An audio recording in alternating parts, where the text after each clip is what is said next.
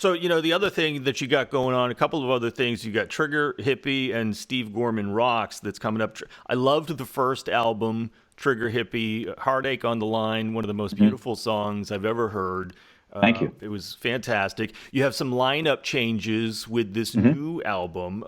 Tell us about the new Trigger Hippy album coming out. It's called Full Circle and Then Some. It's out on October 11th. And, Nick, the bassist, Nick Govrick, and I we started this thing. We're the first guys who called it Trigger Hippy. And initially Trigger Hippy was in its infancy. It was whoever showed up. It was like the rhythm section's here. Yeah. If you got a guitar and if you want to sing a few, let's do something. And so it was very much a revolving door, a side project. It was the ultimate side project. But Nick is the primary songwriter. Like, he wrote Heartache on the Line. He's written all of the best songs of the band. And we always had a thing in our head of it'd be great if we could find the people that we, make this an actual thing. Like, this could be a real band. So the group that made that first album, it felt that way, and it certainly was a cohesive unit, and we had some great live shows. And I like that first record. It was pretty apparent once it came out that we were the only guys actually looking at it like, let's turn this into a thing.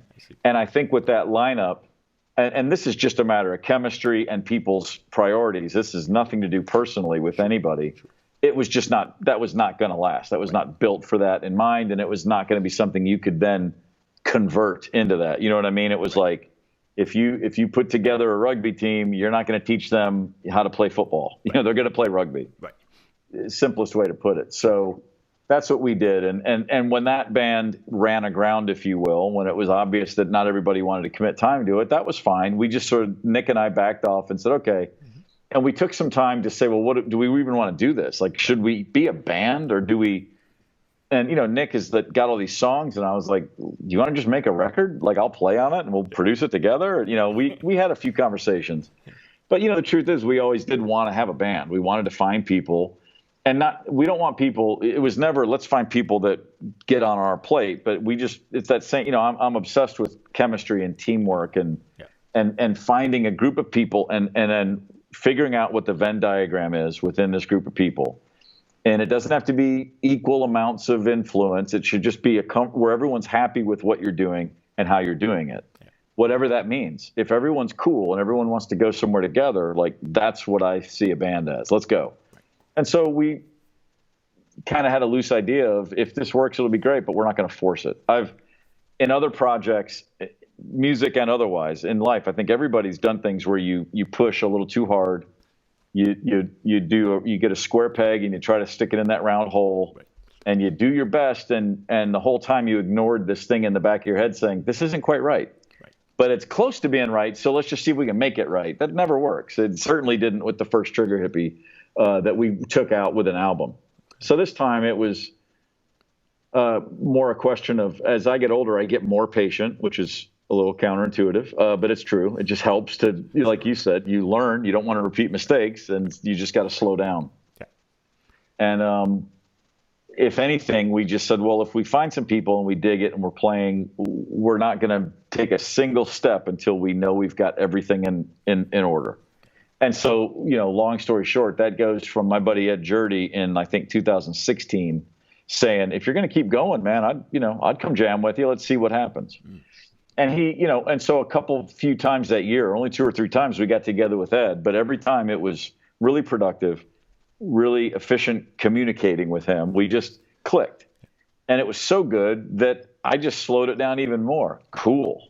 This is great. Let's just, when he's available and if we're available, like I said, I got a national daily sports show. Right. Nick runs 2 restaurants, and Ed's in the Band of Heathens, which is a busy band.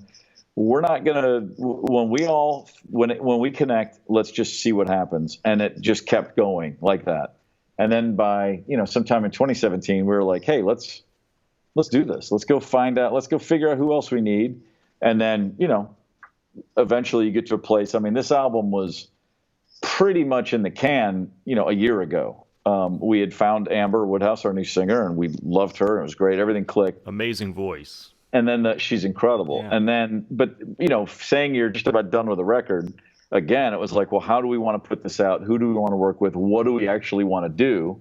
And we took our sweet time figuring that out. I had a book that I had to finish writing. I've got this radio show that I just got off the ground about 3 weeks ago.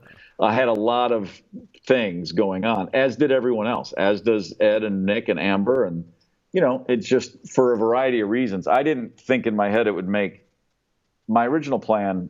The radio show we thought was going to be up by like May or June. It turned out it came on in September. That's only 3 months, but 3 months that I thought would be well out of the way by the time the book was released.